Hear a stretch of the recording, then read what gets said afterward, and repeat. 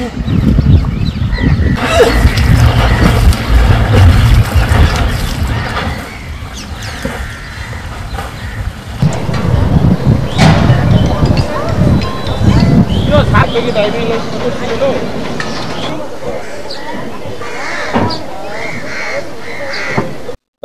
তারিখে 6টার দিকে আনুমানিক সংবাদ পাই। প্রথম আমরা পূর্বাঞ্চলের একটা টিম এসে সার্চ করি প্রাথমিক পর্যায়ে।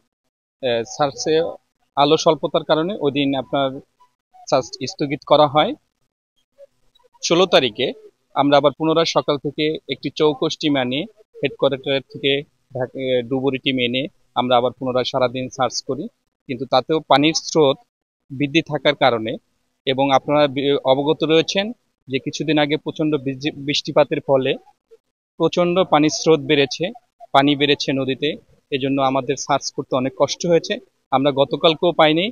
আজকে আমরা সকাল থেকে গতকালকে টিম ছিল, আজকে টিম ছিল, আমরা এখন সক্ষম হয়েছি লাশটা পেতে। আমাদের অনেক কষ্ট হয়েছে পানির স্রোতের জন্য।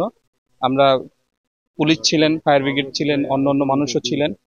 প্রায় লাশটি পাওয়া গেছে সার্চ করতে করতে প্রায় 2 থেকে 2.5 কিলোমিটার দূরে লাশটি আমরা উদ্ধার করতে সক্ষম হয়েছে।